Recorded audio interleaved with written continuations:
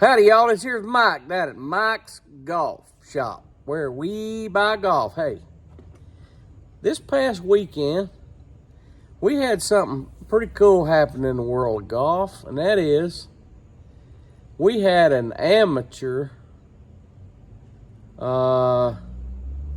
Nick Dunlap, win the old Bob Hope tournament out there in Palm Springs. 20-year-old sophomore, apparently, from University of Alabama. Now, clearly that's pretty rare in that you have an amateur win a professional tournament. But at the same time, it's probably even more rare that they win one so early in the season. I think it was Mickelson who won in Tucson, I think it was, back in '91, and I think Scott Verplank won there somewhere along the line.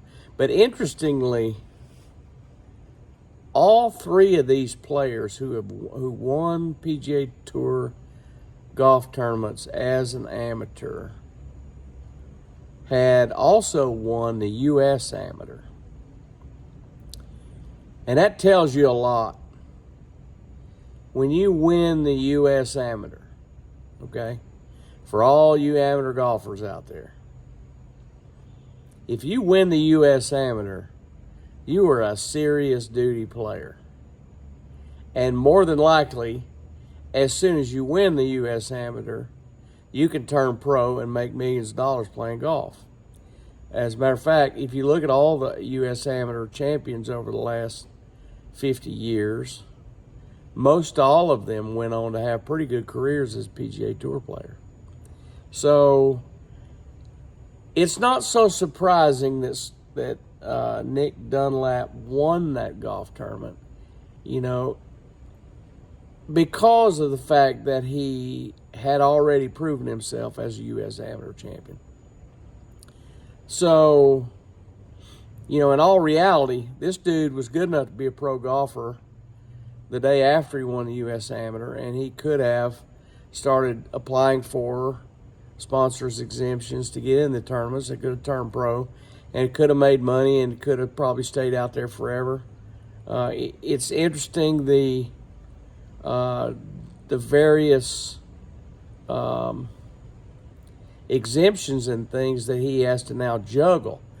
I don't know how that's all going to shake out. I do know this, that as U.S. Amateur champion, he's probably better off to not turn pro and go do all of the things that a U.S. Amateur champion is allowed to do and invited to do. I think, namely, play in the Masters and play in the U.S. Open, play in the British Open, and also play in the British Amateur, and again in the U.S. Amateur. So it would seem to me that, at the bare minimum, he should stay an amateur until he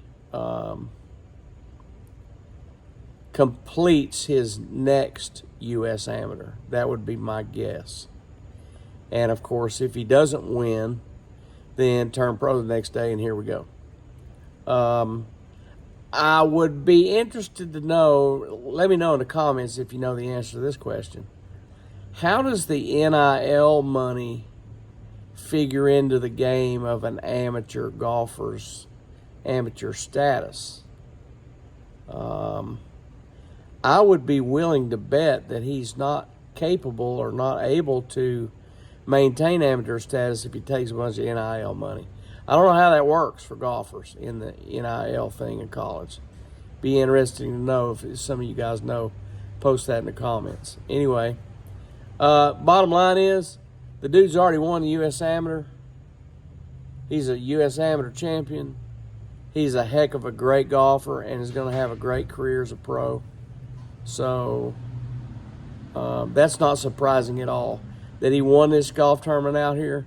that's not as surprising these days as it used to be either, just because of the fact that these guys are tournament tested and they're quite a bit more ready to go right out of college than they certainly used to be. All right, anyway, good going, Nick Dunlap. We're proud of you, bro. Hope you keep going, doing your amateur thing, and I'm sure the guy that got second place at the pro tournament appreciates that first place check. See you later.